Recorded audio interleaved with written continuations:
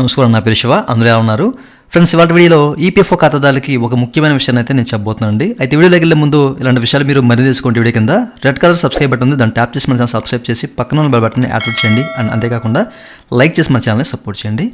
ఇక టాపిక్లోకి వెళ్తే కనుక చాలామంది నన్ను కామెంట్ సెక్షన్లో అడుగుతున్న ప్రశ్న ఏంటంటే, సో మీరు ఇక్కడ చెక్ చేసుకోవచ్చండి, ఈ నామినేషన్ చేసేటప్పుడు అట్లాగే కేవైసీ ఆధార్ ఓటీపీ సబ్మిట్ చేసేటప్పుడు చాలామందికి ఎర్రర్ వస్తుందని చెప్పేసి చాలామంది నన్ను కామెంట్ సెక్షన్లో అడుగుతున్నారు అనమాట. ఒకనా ఎర్రర్ కోడ్ EPFO 100 ఎర్రర్ అని చెప్పేసి వస్తుంది, చాలామందికి మీరు చెక్ చేసుకోవచ్చు అనమాట. ఎర్రర్ కోడ్ 100 అని చెప్పేసి వస్తుంది చాలామందికి. ఎందుకు ఎట్లా వస్తుందని చెప్పేసి చాలామంది నన్ను కామెంట్ సెక్షన్లో అడుగుతున్నారండి.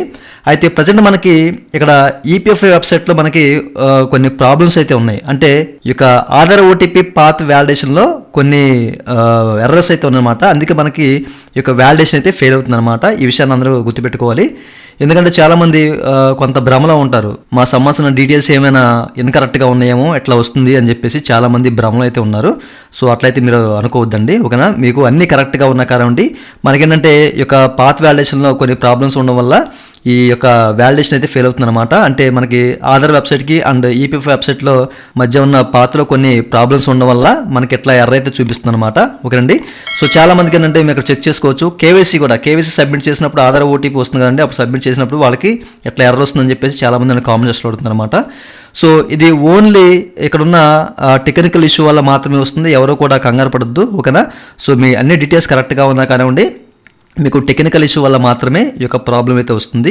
ఎర్రర్ 100 అని చెప్పేసి, అట్లే మనకి ఎర్రర్ I/O అని చెప్పేసి మనకి ఎట్లయితే వస్తుందన్నమాట. మీరైతే కంగారు పడొద్దండి, ఇది ఓన్లీ టెక్నికల్ ఇష్యూ వల్ల మాత్రమే వస్తుంది. ఓకేనా, చాలా మంది కంగారు పడుతున్నారు. అయితే మనకి ఈ నామినేషన్ కంప్లీట్ చేయడానికి ఎట్లాంటి లాస్ట్ డేట్ లేదండి. మీకు తీరిక ఉన్నప్పుడు మాత్రమే మీరు ఈ యొక్క ఈ నామినేషన్ అనేది కంప్లీట్ చేయండి. ఓకేనా, ఈ రోజు రేపు లేకపోతే ఎల్లుండి ట్రై చేయండి.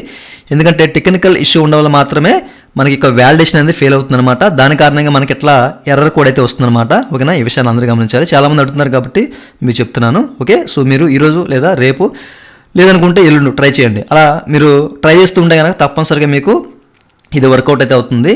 ఎప్పుడు మనకి ఈ యొక్క ప్రాబ్లమ్ సాల్వ్ అవుతే అప్పుడు మీకు వర్కౌట్ అవుతుంది. ఓకేనా, ఈ విషయాలు మీరు అందరూ గమనించాలి.